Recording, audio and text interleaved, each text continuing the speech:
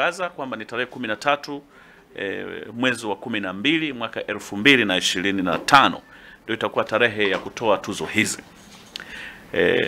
Lakini pia dirisha la wasanii kuanza kuomba kwenye mfumo ambao baadaye tutauonyesha, itakuwa ni kuanzia baada tu ya press hii leo hii kuanzia mida ya saa 10, basi dirisha hili litakuwa liko wazi na tayari wasanii wataanza kuomba.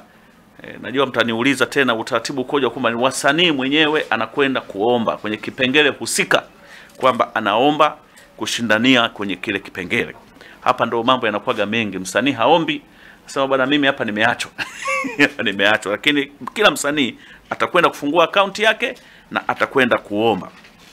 Lakini kama nilivyosema kwamba mfumo tutauonyesha, mtaalamu wetu atauonyesha, atatoa demonstration kidogo, lakini vipengele ambavyo tutashindania kwa mwaka huu sio tofauti na vile vya mwaka jana.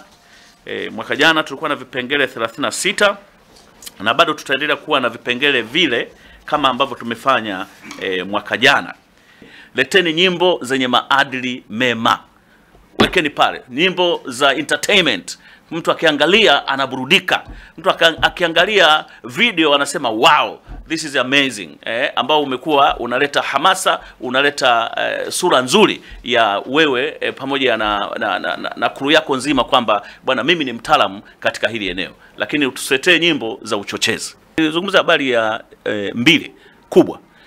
Moja ya kwanza ni wimbo wao wameutoa wa mwaka 2024.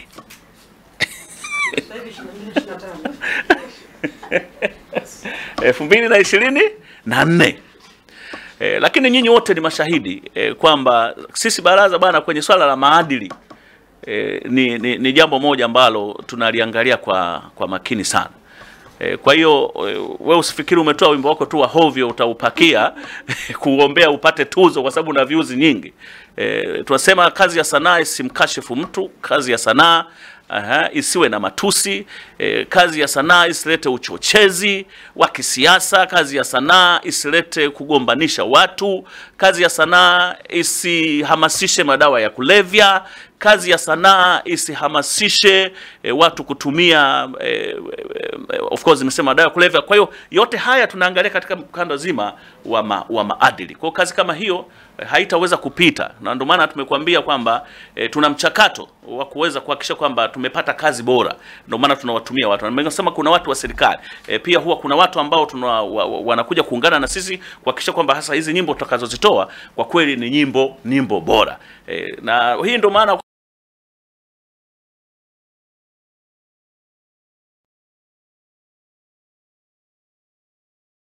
Hello, karibu sana Mashuka Safi TZ, tukuhudumie. Tuna mashuka mbalimbali ambayo ni pure cotton kutoka Uganda na Pakistan. Mashuka yetu ni kuanzia 15,000, lakini pia tuna maduveti ya aina mbalimbali kuanzia 30,000 mpaka 40,000. Tuna mito ya sebleni na chumbani, pajama za kike na za kiume, soft blankets, foronya za mito mbalimbali. Karibu sana Mashuka Safi Tanzania. Tunapatikana Mikocheni, mtaa wa Tuvikiwa. Tupigie kupitia 0715267461 au Instagram tunatumia Mashuka Safi Tanzania.